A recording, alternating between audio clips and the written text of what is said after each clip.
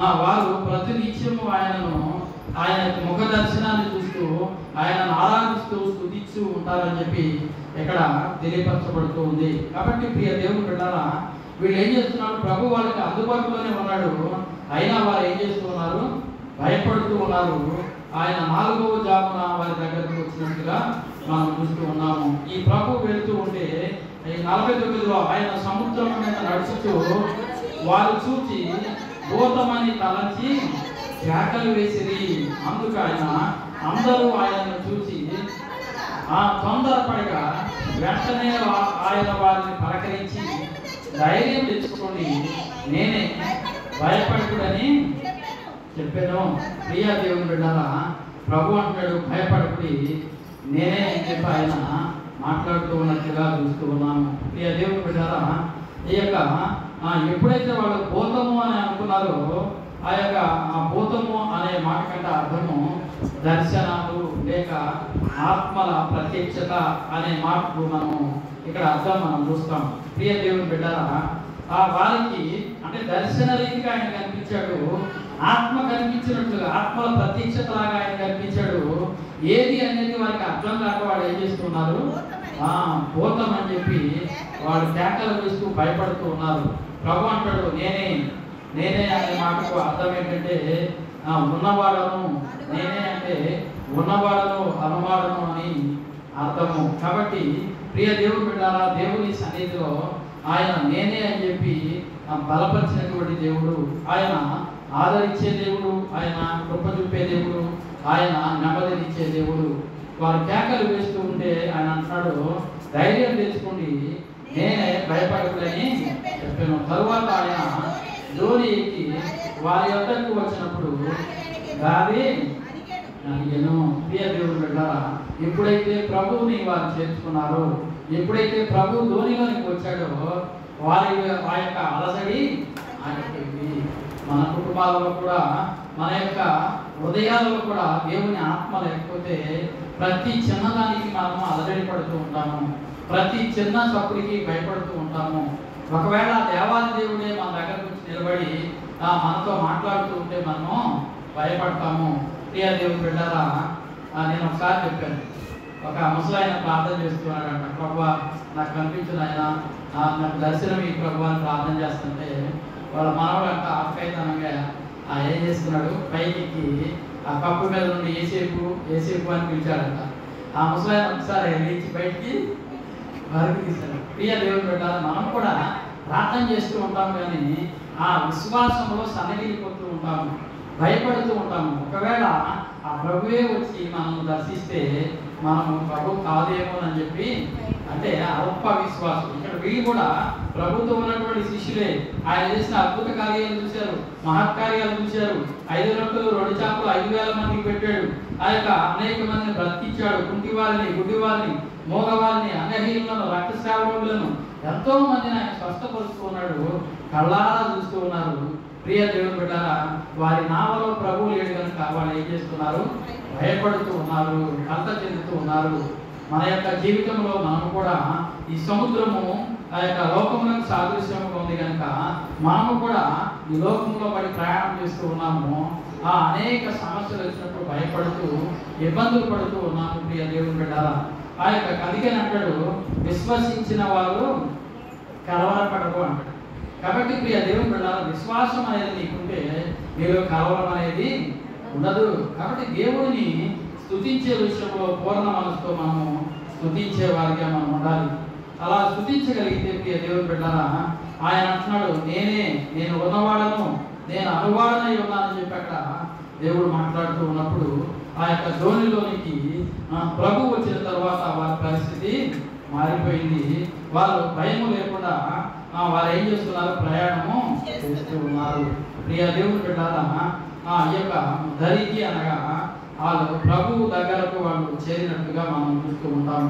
ఎందుకంటే ప్రభువు వారితో ఉండగా వారికి ఎటువంటి వేదనలు ఉండదు, ఎటువంటి శోధన ఉండదు, ఎటువంటి భయం ఉండదు, ఎటువంటి ఇరుకు ఇబ్బందులు ఉండవు. అందుకనే మనము కూడా ప్రభువుని చేర్చుకోవడానికి మనం ఇష్టపడాలి.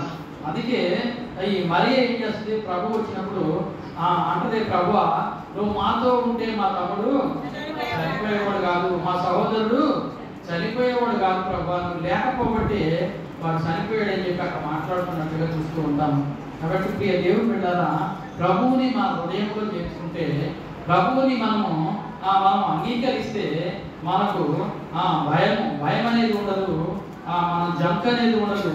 దేనికి భయపడకుండా నెప్పనము కలిగి మనం ముందుకు వెళ్ళే వారిగా మనము ఉంటాము. కాబట్టి ప్రియ దేవుని బిడ్డలారా, ఎప్పుడైతే దేవునికి దూరం అవుతామో, ఎప్పుడైతే అవిధేయులుగా మనం ఉంటామో, అప్పుడే మనకు ఏమైతే దేవుని యొక్క సన్నిధి దూరం అయిపోతుంది. కాబట్టి ఒకవేళ దేవుని సన్నిధికి దూరం అయితే మన యొక్క పరిస్థితి అగమ్య గోచరంగా ఉంటుంది. ప్రియ దేవుని బిడ్డలారా, ఆ యొక్క ఇస్కరియోతు యూదా కూడా ప్రభువును అప్పగించిన తర్వాత నెమ్మది లేని వాడై తను వెళ్ళి ఉరిగేసుకుని చనిపోయినట్టుగా మనం చూస్తూ ఉంటాం. కాబట్టి మనం ఆయనను ఆశ్రయించే విషయంలో ఒకవేళ కుడికి కానీ ఎడమ కానీ తొలగిపోతే ప్రియ దేవుని బిడ్డలారా, మరలా ఆయన దగ్గరకు రావడానికి మనం ఇష్టపడాలి. ఆయన దగ్గర ఉంటే మనము ఆయన బిడ్డలుగా ఉంటాము. ఆయనను మన ధోనిలో చేర్చుకుంటే ఈ ధోని శరీరమునకు సంఘమునకు సాదృశ్యముగా ఉంది.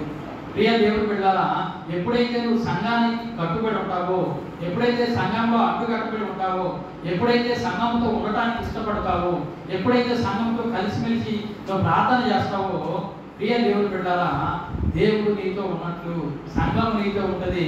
నీ సమస్యల్లోనూ, నీ ఇరుకుల్లోనూ, నీ ఇబ్బందుల్లోనూ నీ వరకు వాళ్ళు ప్రార్థన చేస్తారు. సంఘానికి దూరం అయితే నువ్వు ఒంటరిగా జీవించినప్పుడు నువ్వు క్షీణించిపోతావు. కాబట్టి ప్రియ దేవుని బిడ్డలారా, దేవుని సన్నిధులు ఈ యొక్క ధోనిలో ఎప్పుడైతే ప్రభువు లేడో వాళ్ళు భయపడుతూ ఉన్నారు, కథ చెందుతూ ఉన్నారు, వాళ్ళు ఇబ్బందులు పడుతూ ఉన్నారు. ప్రియ దేవుని బిడ్డలారా, ఈ యొక్క మన హృదయానికి కూడా సాదృశ్యంగా ఉంది.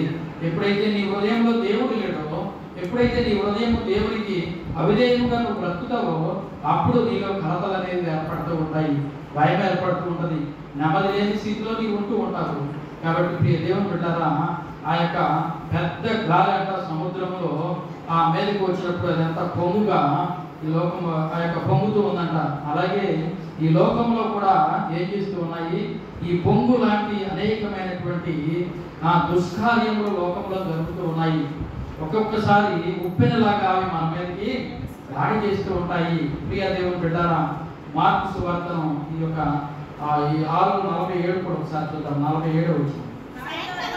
సాయంకాలం అయినప్పుడు ఆ ధోని సముద్రం మధ్యలో ఉంది. ప్రియ దేవుని బిడ్డ, చాలు మన జీవితంలో కూడా మన ధోని, మన యొక్క దైనందిన జీవితంలో, మన విశ్వాస జీవితంలో మన ధోని ఎక్కడ ఉంటూ ఉంది అంటే మన హృదయం ఎక్కడ ఉంటూ ఉంది?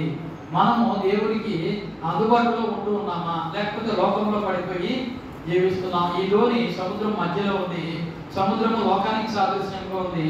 ప్రియ దేవుని బిడ్డలారా, మనం కూడా ఒకవేళ ఈ సముద్రము లాంటి ఈ లోకంలో పడి మనం ప్రయాణం చేస్తూ ఉంటే ఆ ధోని ఏ రీతిగా అలజడి చెందిందో మనము, మన కుటుంబము ఆ అలజడి పరిస్థితుల్లోకి వెళ్ళాల్సినటువంటి పరిస్థితి ఏర్పడుతూ ఉంటుంది. కాబట్టి మనం ప్రయాణం చేసేటప్పుడు మనం ఏ రీతిగా ప్రయాణం చేయాలి, ఏ రీతిగా దేవుల్లో నడవటం నేర్చుకోవాలి, నడక అనేది మనం ఏ రీతిగా నేర్చుకోవాలి అని చెప్పి మనం పరీక్ష చేసుకోవాలి. ఇక్కడ ఈ యొక్క 51 వచ్చిన మనం చదువుతాం. తరువాత ఆయన ధోనికి వారి యొద్దకు వచ్చినప్పుడు గాలి అణిగెను, అందుకు వారు తమలో తాము మిక్కిలి విభ్రాంతి పొందిరి.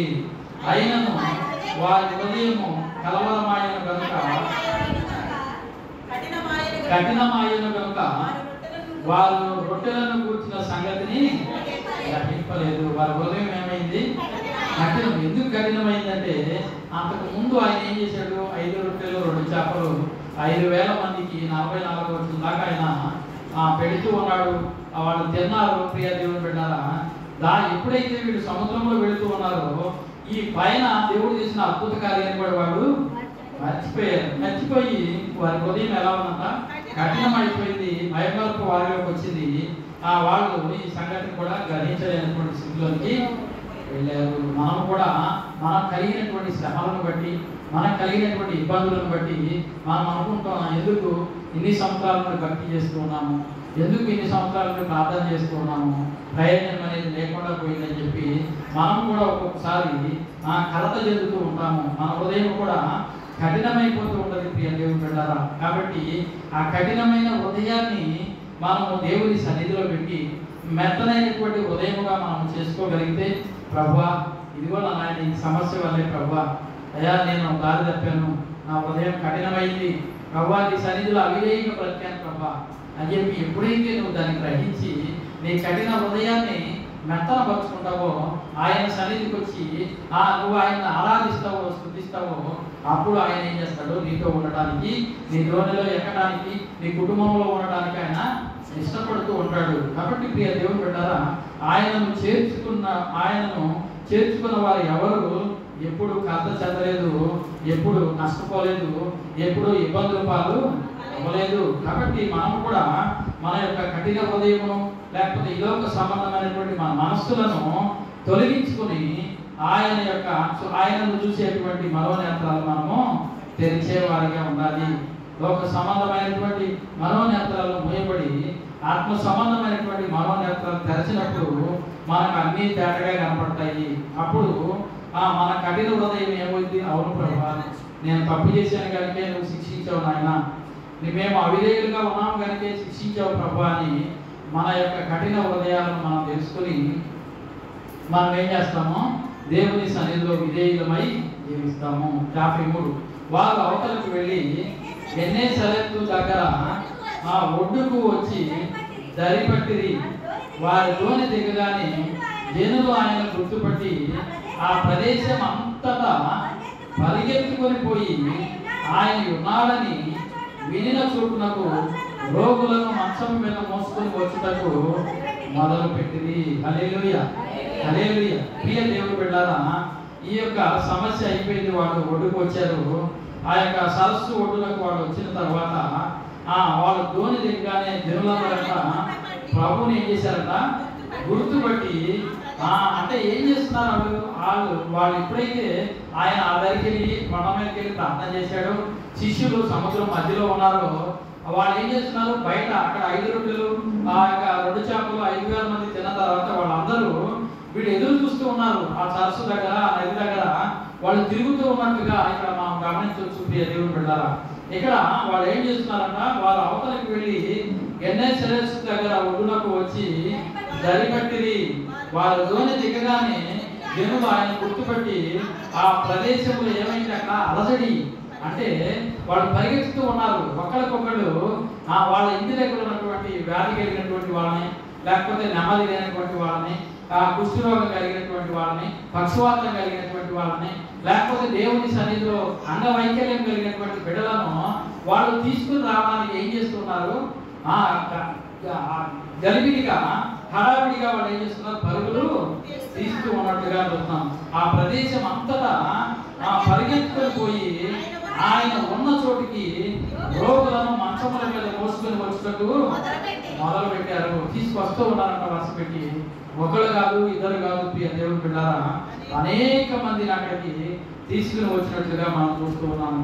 50 పైన గ్రామములలోనూ, పట్టణములలోనూ, పల్లెటూరులలోనూ ఆయన ఎక్కడ ఉన్నాడా, ఎక్కడ ప్రవేశించాడా అని చెప్పి అక్కడ జనులు ఏం చేస్తున్నారు, రోగులను సంత వీధిలో ఉంచి వారిని ఆయన వస్త్రపు చెంగు మాత్రం ముట్టుమని ఆయనను వేడుకుంటుండేది.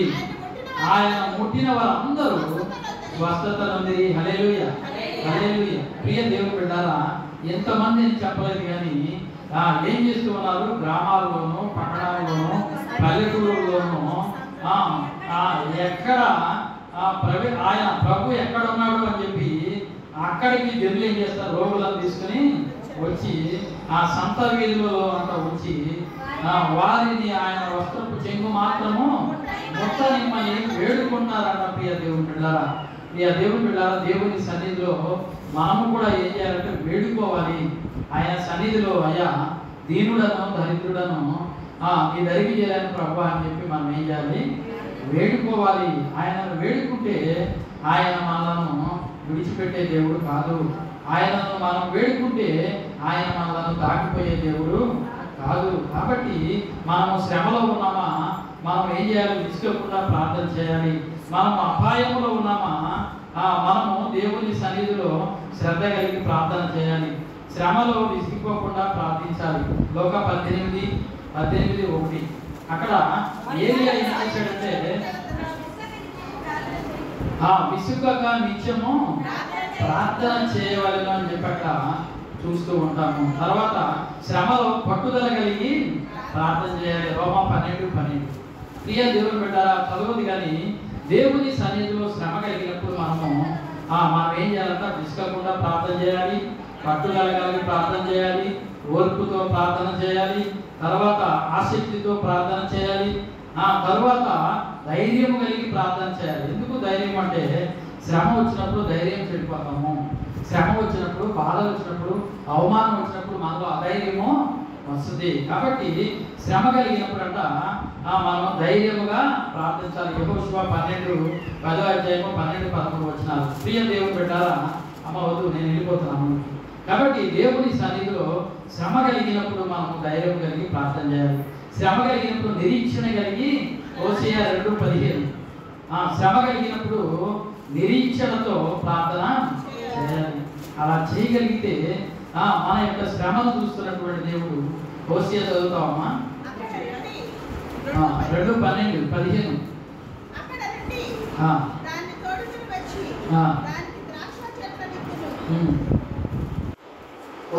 హోషేయనా నిరీక్షణ గలవారమై సంతోషించుచు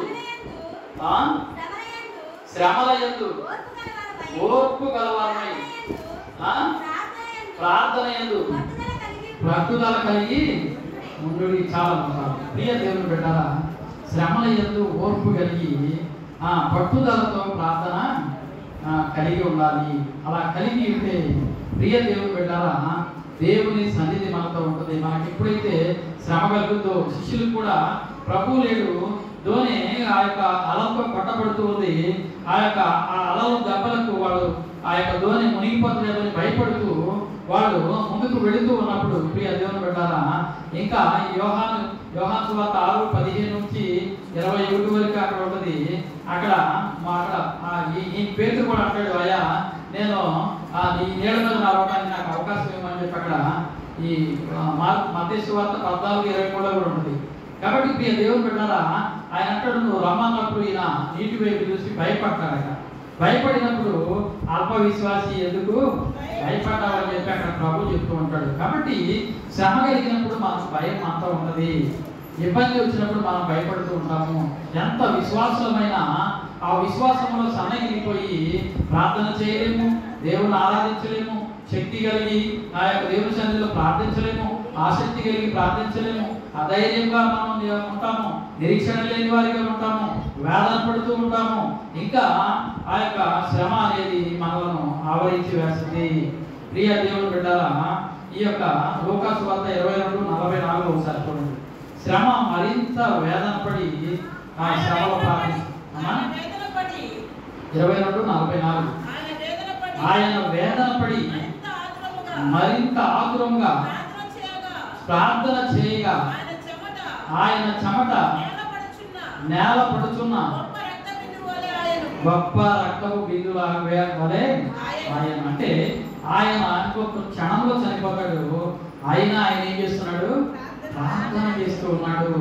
ఆయన బిడ్డలమైనటువంటి మనము ప్రియ దేవుని బిడ్డలారా, ప్రాణాలకు మించినటువంటి శ్రమ లేదు. మనము కూడా చివరి వరకు, చివరి రక్తపు బొట్టు వరకు మనం ఆయన సన్నిధిలో ప్రార్థన చేయాలి. శ్రమ వస్తుంది, ఇరుగు వస్తుంది, ఇబ్బంది వస్తుంది, మరణం వస్తుంది, వ్యాధులు వస్తాయి. ఆ దోణి కొట్టుకుపోతూ ఉంది. వాళ్ళు ఎప్పుడైతే ఆ దోణి పడిపోతే వాళ్ళందరూ సముద్రం పాలు అవుతారు ప్రియ దేవుని బిడ్డలారా. అయితే ప్రభు వాళ్ళ దగ్గరకు వచ్చాడు, కానీ వారు మనోనేత్రాలు పోయబడటం వల్ల ప్రభు వారికి దయ్యంలాగాను, వారికి అదురు భూతములాగాను వారికి కనపడి వారు భయపడినట్లుగా చూస్తూ ఉంటాము. అంటే ఎప్పుడైతే మనకు శ్రమ వస్తుందో మన కళ్ళే మనల్ని మోసం చేస్తాయి. మన గుండె బలమైనటువంటి గుండె బలహీన బలహీన పడిపోతుంది, మన యొక్క స్థితిగతులన్నీ మారిపోతాయి. ఎప్పుడైతే మరణం మన ఎదురుగా ఉండదో ప్రియ దేవుని బిడ్డలారా, ఎంత భక్తి పరులమైన మనం దిగజారిపోతాము, ప్రార్థన లేనటువంటి స్థితిలో మనం ఉంటాము, ఆ నోరు తెరవలేము, దేవుని స్తుతించి ఆరాధించలేము. ప్రభువు ఆ చివరి రక్తపు బొట్టు వరకు ఆయన కల్వరి శిలువలో తన యొక్క ప్రార్థన చేసినట్లుగా, వేదన చెంది ప్రార్థన చేసినట్లుగా మనం చూస్తూ ఉంటాము. మనము కూడా ఆయన బిడ్డలము కనుక, ఆయన రక్తంలో కడగబడ్డాము కనుక, మనము కూడా ప్రియ దేవుని బిడ్డలారా ఆ మరణం వరకు నమ్మకంగా మనం ఉండాలి, చివరి వరకు మనం నమ్మకంగా ఉండాలి. ప్రియ దేవుని బిడ్డలారా, ఆ దేవుని సన్నిధిలో ఉన్నటువంటి మనము ఆ రీతిగా ధైర్యం కలిగి మనం ఉంటే ఆయన బిడ్డలుగా ఉండడానికి మనకు అవకాశం ఉంటుంది. లేకపోతే పిరికి వారిగా మనం ఉంటే దేవుని రాజ్యానికి వారసులుగా ఉండము. పిరికి వారు దేవుని రాజ్యంలో ప్రవేశించరు. కాబట్టి ఆ పిరికి వారిగా ఉండగా ఆయన ఆత్మ కలిగినటువంటి వారిగాను, ఆత్మలో తృష్ణ కలిగినటువంటి వారిగాను, దేవుని ఆరాధించే విషయంలో ఇది జరుగుతుంది, ప్రభు ఇది చేస్తాడు అని చెప్పి నిపుణమైనటువంటి మనసు కలిగిన వారిగా మనం తుది శ్వాస విడిచే వరకు ఆయన ఆరాధించే వారిగా ఉండాలి. అలా ఆరాధించగలిగితే ప్రియ దేవుని బిడ్డలారా మనకు స్వస్థత అవుతుంది, మనకు నెమ్మది వస్తుంది, మన కుటుంబాలు దీవింపబడతాయి, మన బిడ్డలు దీవింపబడతారు. మనం ఎవరి వరకు ప్రార్థన చేస్తే వారికి మేలు జరుగుతూ ఉంటది. కాబట్టి ప్రతి ఒక్కరము శ్రమ కలిగిందని ఉంటే యాకోబు పత్రికలో అంటారు, శ్రమ కలిగినప్పుడు నువ్వు ఆ యొక్క ప్రార్థన చేయకపోతే చేతగాని వాడిగా ఉంటావు. శ్రమ దినమున కృంగిన ఎడల నీవు చేతగాని వాడిగా ఉంటావు. కాబట్టి శ్రమ కలిగినప్పుడు ఒకవేళ కృంగిపోతే మనం చేతగాని వాడిగా మనం ఉండిపోతాము. కాబట్టి ప్రియ దేవుని బిడ్డలారా, ఆయనను ఆరాధించే విషయంలో, ఆయన స్తుతించే విషయంలో శ్రమలు వచ్చినా, ఇబ్బందులు వచ్చినా, అవమానములు వచ్చినా, నిందలు వచ్చినా ఆయన సన్నిధికి వెళ్ళి ప్రభువా ఈ యొక్క అప్పుడు మన హృదయాన్ని కఠినపరచుకోకుండా, అయ్యా ఈరోజు జరిగినటువంటి సమస్య, లేకపోతే ఈ ఉపద్రవము, లేకపోతే ఇరుకు ఇబ్బందికి అయ్యా మేము పాత్రలమే ప్రభువా క్షమించిన ఆయన అని చెప్పి మనం ఎప్పుడైతే ఆ హృదయాన్ని కఠినపరచుకోకుండా మెత్తనపరుచుకొని ఆయన ఆరాధించగలుగుతామో ప్రియ దేవుని బిడ్డలారా ఆయన మనకు నెమ్మదిస్తాడు, శ్రమలో మనకు తోడుగా ఉంటాడు, మన ప్రార్థన వింటాడు, మన మనవులు ఆలకిస్తాడు, మన ధోనిలో ఆయన ఉంటాడు. ఆయన మన ధోనిలోనికి వచ్చినప్పుడు మన స్థితిగతులన్నీ మార్చబడతాయి. అతి కృప పరిశుద్ధాత్మ దేవుడు మనకు, మన కుటుంబాలకు, మన బిడ్డలకు, మన సంఘానికి అనుగ్రహించాలని ఆశిస్తూ ఈ నా మాటలు ముగిస్తున్నాం. ప్రభువైన యేసుక్రీస్తు నామములో మీ అందరికి వందనాలు ప్రార్థన చేస్తున్నాం. దయా కనికరం కలిగిన మా ప్రభువా, కృప కలిగిన మా నాయన మీకు వందనాలు, స్తోత్రాలు. ఈ రాత్రి సమయంలో ప్రభువా కొద్ది నిమిషాలు ఎదుగో నాయన ఆ శిష్యులు ఆ దోణిలో వెళుతూ ఉన్నప్పుడు ప్రభువా మీరు లేకుండా ప్రయాణం చేస్తూ ఉన్నారు. ధోని అలలకు గురైంది, అలలకు గురైంది ప్రభువా. అయ్యా వారు కలత చెందారు ఆయన, నీ స్తోత్రాలు ప్రభువా. మేము మా జీవితంలో నీవు లేకుండా, గురి లేకుండా మేము ప్రయాణం చేస్తూ ఉన్నామేమో నాయన, నిన్ను కలిగి లేకుండా మేము జీవిస్తూ ఉన్నామేమో ప్రభువా. మా కుటుంబాలలో, మా హృదయాలలో అయ్యా నాయన నువ్వు లేనటువంటి ఆ స్థితి ఉంటే ప్రభువా మేము అలరికి గురవుతాం, మేము నెమ్మది లేని వారిగా ఉంటాం ప్రభువా. కాబట్టి నాయన నువ్వు మాతో ఉండు నాయన, మమ్మల్ని బలపరచు నాయన, మమ్మల్ని ఆదరించు నాయన, మమ్మల్ని విడవక ప్రభువా నువ్వు కృప చూపే దేవుడవు తండ్రి, నీ స్తోత్రాలు చెల్లించుకుంటున్నాం. అయ్యా అనేక మందిని చూస్తూ ఉన్నాం ప్రభువా, రక్తస్రావ రోగిని పుట్టావు ప్రభువా. అయా 12 సంవత్సరాలు వ్యాధి కలిగి ఆయన చనిపోయిన ఆయన కుమార్తెను బ్రతికించావు ప్రభు, నీ స్తోత్రాలు నాయన. అనేక మందికి ఆయన సేవ తీర్చిన దేవుడవు, అనేక మందిని కృప చూపిన దేవుడవు నాయన. అయ్యా రాత్రి మాతో ఉండండి నాయన, మీరు మాతో లేకపోతే నిష్ప్రయోజనం అవుతుంది ప్రభు. అయ్యా నిష్ప్రయోజనమైనటువంటి మా జీవితము నాయన వ్యర్థము ప్రభు, నీ స్తోత్రాలు ప్రభు. నీవే తోడుగా ఉండి మీరే కృప చూపి మీరే నెమ్మదిని అనుగ్రహించి మా హృదయాలు కఠినపరచబడకుండా మెత్తనపరచండి ఆయన, నీ స్తోత్రాలు ప్రభు. మెత్తని హృదయం కలిగిన వారిని నేను ఆరాధించి స్తుతించే భాగ్యము మాకు ప్రతి ఒక్కరికి మీరు అనుగ్రహించమని, మీ సన్నిధి, మీ కాపుదల, మీ కృప మాతో ఉంచమని, మమ్మల్ని నిరాశలు దీవించి ఆశీర్వదించమని యేసుక్రీస్తు నామమున అడుగుచున్నాము తండ్రి, ఆమేన్. పరలోకమందున మా తండ్రి, మీ నామం పరిశుద్ధపరచబడును గాక, మీ రాజ్యం వచ్చును గాక, మీ చిత్తం పరలోకమందు నెరవేరునట్లు భూమి మీద నెరవేరును గాక. మా దినాహారం నేడు మాకు దయచేయండి, మా యొక్క అపరాధం చేసిన వారిని మేము క్షమించిన ప్రకారం మా అపరాధమును మీరు క్షమించండి. మా సోదరులోనికి దుష్టుడు తప్పించు, రాజ్యము, శక్తి, మహిమ నిరంతరము నీవై ఉన్నావు తండ్రి, ఆమేన్. మా ప్రభు అయినటువంటి యేసుక్రీస్తు కృపయు, తండ్రి అయినటువంటి దేవుని ప్రేమయు, పరిశుద్ధాత్మ యొక్క అన్యోన్య సహవాసము ఇప్పుడు ఎల్లప్పుడూ సదాకాలం మనకు, మన కుటుంబాలకు, మన సంఘానికి దేవుని ఆత్మ తోడేయండి, నడిపించును గాక.